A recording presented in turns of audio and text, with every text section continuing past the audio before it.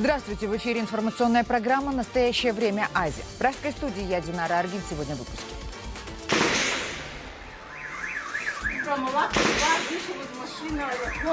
В Казахстане приговорили к смертной казни алматинского стрелка Куликбаева, застрелившего в июле 8 полицейских и 2 гражданских. Сам обвиняемый заявил, что преступлением свои действия не считает. Я за то, чтобы вот по таким фактам смертная казнь была. Напильник, молоток, пассатижи и никакой анестезии. Как ветеринары-самоучки лечат зубы своим лошадям в кыргызской глубинке. Она может сейчас стать? Да, уже может.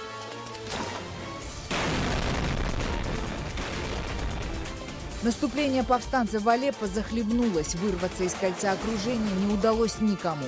Россия, тем не менее, опять предлагает боевикам Джабхат ан-Нусры уйти из города по гуманитарным коридорам. Пора бы западным коллегам определиться, с кем они в действительности борются. С террористами или с Россией.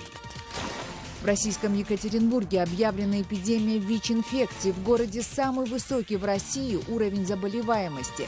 1800 инфицированных на 100 тысяч жителей.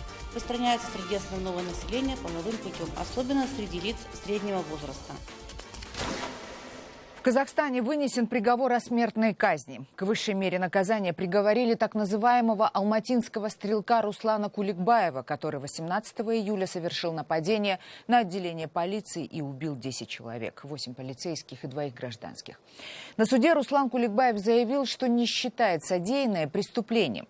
Это первый подобный приговор за 9 лет. В стране действует мораторий на смертную казнь. По пункту 4 статьи 255 Уголовного кодекса конфисковать личное имущество и назначить смертную казнь.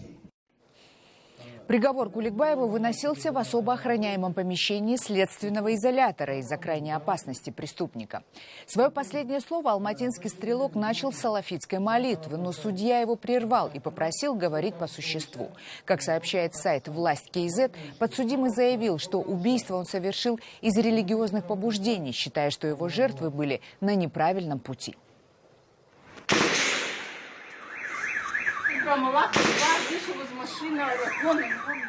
Напомним, что 18 июля Руслан Куликбаев расстрелял в разных районах Алма-Аты полицейские патрули.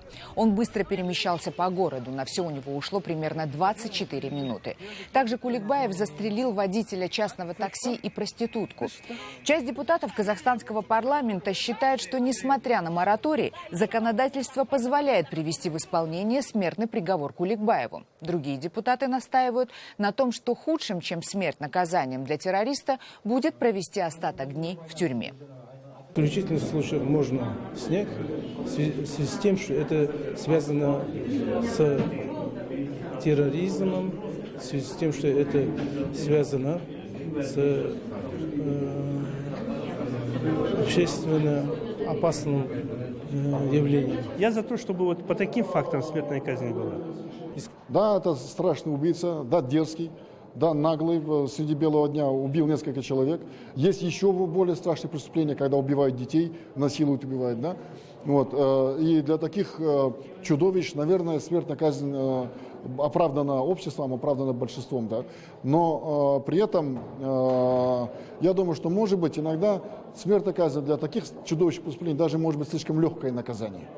Может быть, для них пожизненное мучение, пожизненное тяжелые условия и, вот как сказать, пожизненное раскаяние было бы гораздо более правильным. Уголовный кодекс дает возможности для вынесения такого рода наказания смертной казни. Сегодня в рамках действия моратория смертная казнь, как правило, в дальнейшем заменяется пожизненным заключением.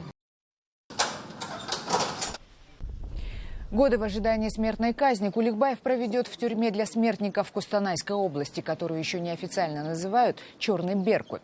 Если мораторий на высшую меру наказания в Казахстане будет все-таки отменен, Куликбаева могут казнить в любой момент без предупреждения. Сотни кыргызских дольщиков уже 3-й год живут в ожидании новых квартир. Многоэтажные дома, где ими были куплены квартиры, так и недостроены. Владелец строительной компании взял с дольщиков 100% предоплату, но, как подозревают обманутые люди, потратил их не на стройку, а на свою предвыборную кампанию, когда баллотировался в депутаты парламента. В ситуации разбиралась Джибек Бегалиева. Вот здесь должна быть моя квартира, но ее нет до сих пор. По фэншуй 55-я квартира хорошая была. Законы фэншуя, однако, не сработали, и вместе с Рахат Эджи своей квартиры уже 3-й год ждут десятки обманутых дольщиков. Я продала свою прекрасную двушку в 5-м микрорайоне, тепленькую, отличную квартиру, и хотела вот здесь на магистрали расшириться. И я смотрела очень много компаний. Мы прям с мужем вот все спорили, и почему мы клюнули сюда. Он нам сделал скидку. И он сказал, последний, прям вот берите, вот чуть ли не сегодня после обеда уже не будет. Я побежала, $1000 забронировала, понимаете? Точно так же хозяин строительной компании лично убедил еще многих бишкекчан. Поверив бизнесмену, люди доверчиво несли свои деньги. У меня вообще дом на 10-м этаже, вообще даже в помине нет вот где. Оплатила 100%. Я просто вначале почитала там Искострой, там отзывы хорошие были, и вот повелась на это.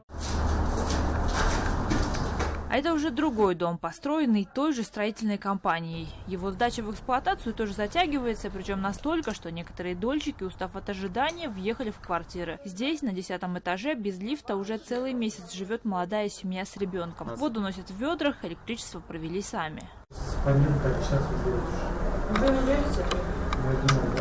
В интервью хозяин квартиры отказывает, говорит, накануне приходили из стройфирмы, обещали все проблемы решить, поэтому рассказывать что-либо на камеру дольщики не хотят.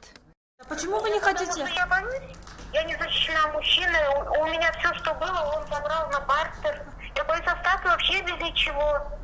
Я уже и так всего боюсь. Найти самого застройщика удалось не сразу. Компания «Искострой», как оказалось, сменила название и переехала в другой офис. И гостей по новому адресу, кажется, тоже не ждали. Бывали случаи, когда нас выгоняли, но мы все равно упорством заходили. Но бывали случаи, когда он охраннику прямо приказывал выгнать нас. Тоже таки, я лично с дочкой пришла, он говорит, выкиньте их на улицу. Строительство до сих пор идет. Значит, ни одного дня не было остановки. По словам Сариева, строительство просто затягивается, и виноваты в этом сами дольщики. Кризис в том плане, что многие дольщики действительно не могут заплатить. В этом плане. Ну сколько дольщиков, вы нам скажите? Вот я не могу сказать, что много дольщиков.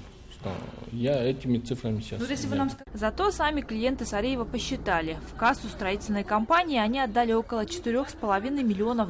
Куда потратил столько денег бизнесмен, дольщики не знают, но многие выдвигают одну и ту же версию.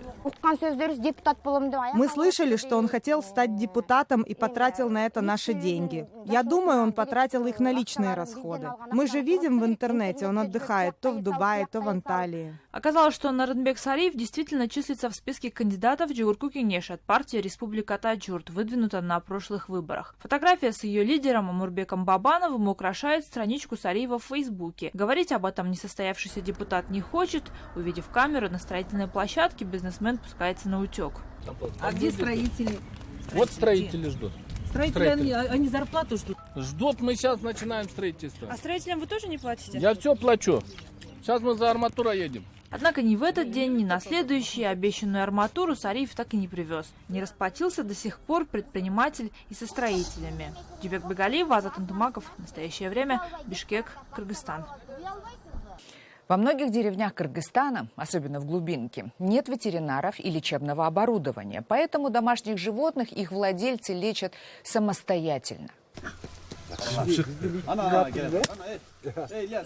Среди самодеятельных ветеринаров есть и лошадиные стоматологи, которые, как вы видите, подручными средствами, молотком, долотом и напильником избавляют лошадей от больных зубов. Причем в роли стоматологов может выступить кто угодно, даже сельский учитель. На все село только один ветеринар.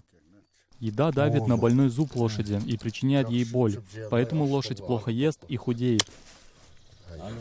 Как вы узнали это? Когда ветеринар живет далеко, приходится знать все это. Чем болеет скот, что нужно делать. Вот волчок, при первом ударе откололся кусок, вторым ударом расшатали зуб и вот вырвали. Через 2-3 дня выздоровеет и начнет хорошо есть.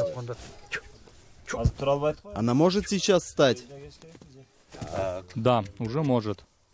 Далее в программе. Наступление повстанцев в Алеппо захлебнулось. Вырваться из кольца окружения не удалось никому. Россия, тем не менее, опять предлагает боевикам Джабхат ан-Нусры уйти из города по гуманитарным коридорам. Пора бы западным коллегам определиться, с кем они в действительности борются. С террористами или с Россией. В российском Екатеринбурге объявлена эпидемия ВИЧ-инфекции. В городе самый высокий в России уровень заболеваемости – 1800 инфицированных на 100 тысяч жителей. Распространяется среди основного населения половым путем, особенно среди лиц среднего возраста. Контрнаступление сирийских повстанцев в Алеппо провалилось. Об этом сообщают российское военное командование и сирийские правительственные СМИ. Прорвать блокаду боевикам Джабхат ан-Нусры и сирийской свободной армии не удалось ни на одном участке. Сейчас в западном Алеппо идет масштабная зачистка захваченных боевиками накануне кварталов.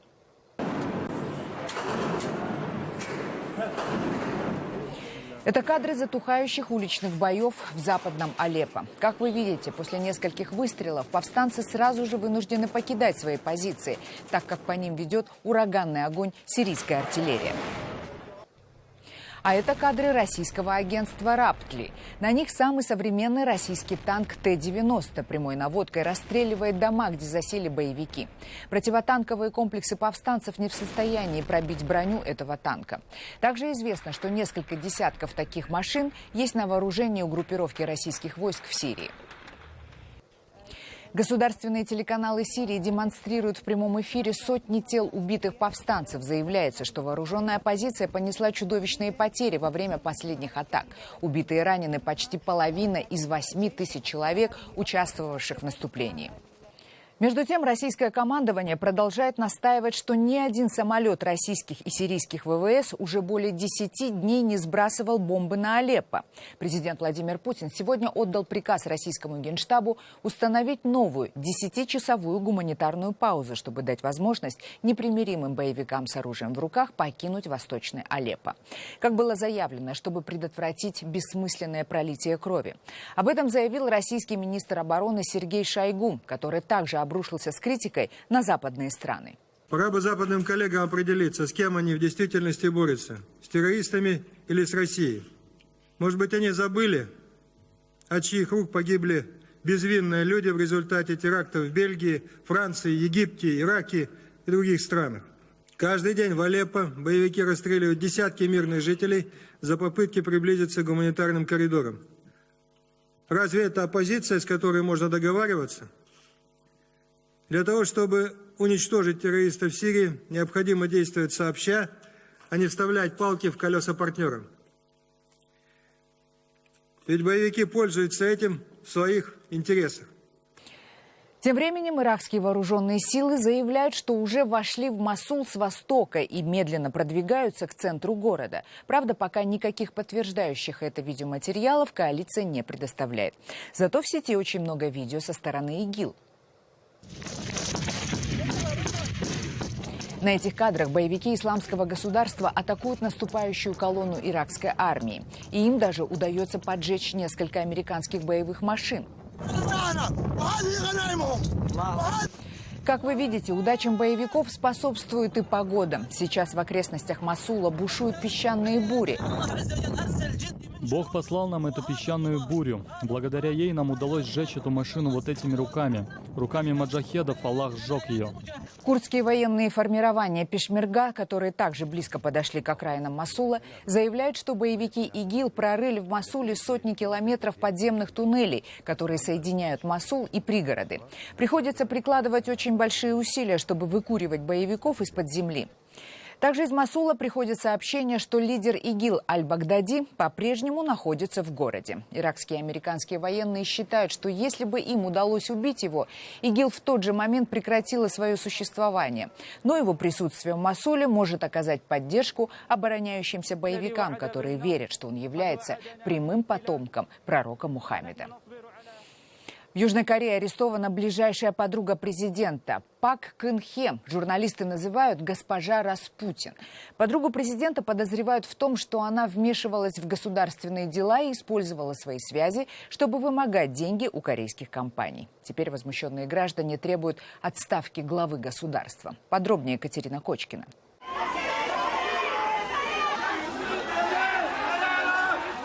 Серого кардинала южнокорейской политики задержали в ночь на 1 ноября. В прокуратуре опасаются, что Чхве Сунсиль может уничтожить улики и сбежать из страны. Накануне Чхве приехала дать показания из Германии, где проходило лечение. На утро сотрудник корейской строительной фирмы пригнал экскаватор в Сеул, въехал на ступени здания прокуратуры и попытался прорваться внутрь. Когда полиция задержала его, мужчина сказал, что возмущен коррупционным скандалом, в центре которого оказались президент страны и ее подруга. Экскаваторщик не одинок в своем возмущении. На улицах Сеула протесты. Активисты считают, что принесенных президентом извинений недостаточно. Цель нашего митинга – требовать отставки президента Пак Кын Хэ. Появление Чхве Сунсиль в кабинете прокурора – попытка ящерицы спастись, сбросив хвост. Пак Кын Хэ должна взять на себя ответственность и уйти. Первая женщина-президент Кореи Пак Кын Хэ еще на прошлой неделе извинилась перед жителями страны. Однако она настаивает, что просто советовалась с подругой и секретных документов ей не показывала. Журналисты провели расследование и считают, что именно подруга президента принимает важные государственные решения. Кроме того, Чхве Сунсиль подозревают в том, что, пользуясь своими связями, она вымогала деньги у крупных компаний. Специально созданная комиссия по расследованию связей президента проводит проверку.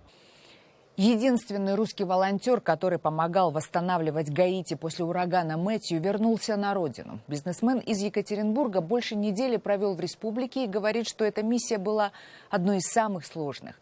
Теперь он собирается восстанавливать Сирию. Репортаж Екатерины Пономаревой. Я говорил Андрею, без меня поливай, пожалуйста, регулярно. Главный такой завет даю, пока меня нету. Но, видимо, что-то пропустил. Не успел вернуться с Гаити, пришлось спасать от засухи цветы в собственном офисе. Это, говорит, хобби. Поддерживать жизнь везде, где она есть. Значит, не знаю, получится красиво в итоге или нет. Но держаться все будет нормально, потому что доски-то вон какие. На этом видео Евгений рассказывает, как чинил крыши в разрушенных ураганом Мэтью домах островитян. Республика сильно пострадала от стихии, 800 человек погибли. Бизнесмен из Екатеринбурга купил билет на Гаити, едва вычитал в новостях о случившемся. Вот это Порт-о-Пренс. Порт-о-Пренс, столица не пострадала. Отдельные участки, там ветер, ничего страшного. Вот это вот Ликай пострадала умеренно районами, участками. Джереми вообще практически... стерто с земли, каменные дома устояли, но крыши точно здесь ушли. Вот, и вся вот эта побережье тоже сильно у них пострадала. Он уже 6-й год на свои деньги вот так волонтерит по миру. Спасал Филиппины после наводнения, российский Крымск, а прошлой осенью возил помощь в Сирию. Но Гаити – особый случай. Впервые, говорит, боялся за свою жизнь, раздавая продукты. В машину пролезали, на машину запрыгивали. На машине наверху 10 человек было. На крыше, на лобовом стекле, везде люди. Вот, прорвались внутрь машины, раздавили видеорегистратор. Тоже как для съемки использовал. А еще, говорит, впервые его проводниками стали священники. Обычно перед поездкой он ищет волонтера на месте, который знает болевые точки региона и язык. Найти такого человека на Гаити оказалось непросто. Вот с этим помогала Русская Православная Церковь на Гаити. Такая есть. У них там 7 храмов, она широко представлена. Отец Питер, отец Джон. Прекрасные люди.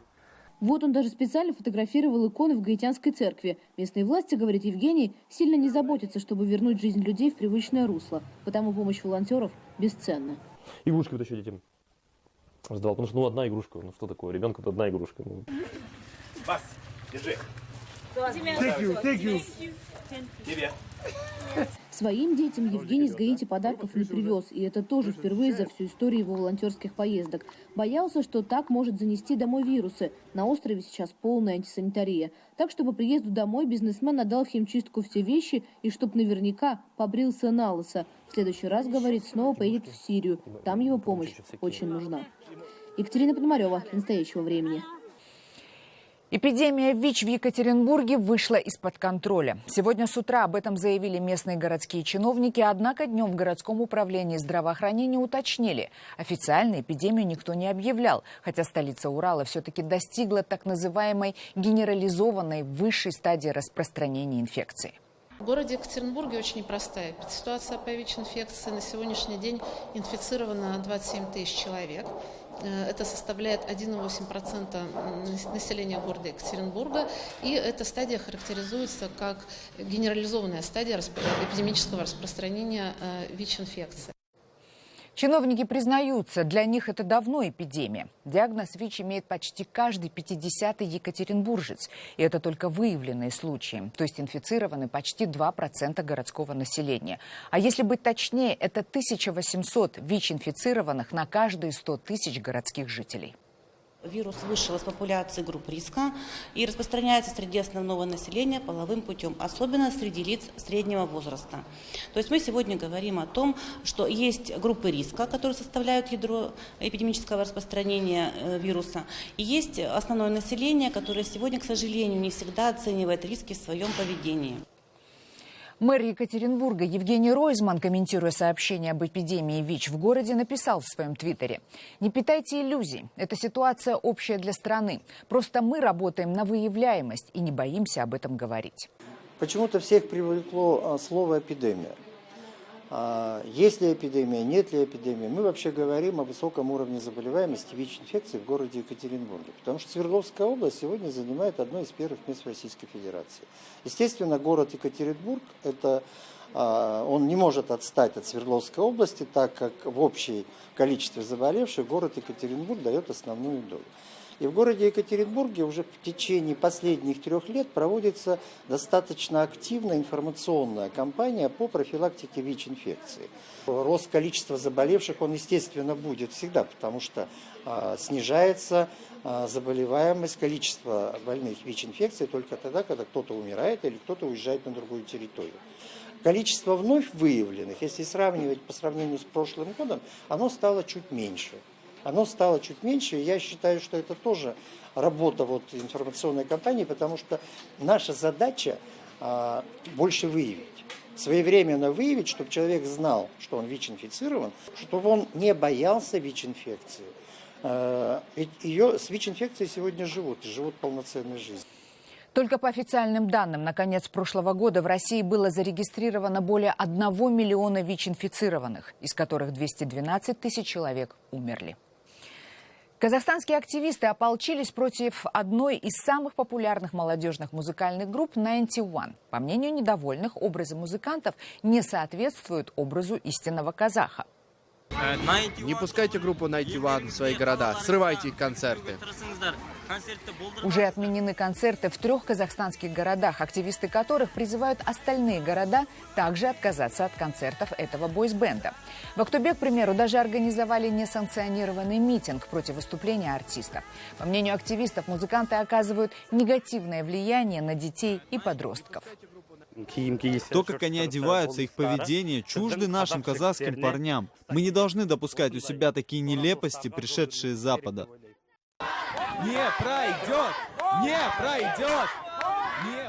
Группа Ninety One существует 2 года, за которые превратилась в одну из самых популярных в Казахстане. Ее песни лидируют в национальных хит-парадах.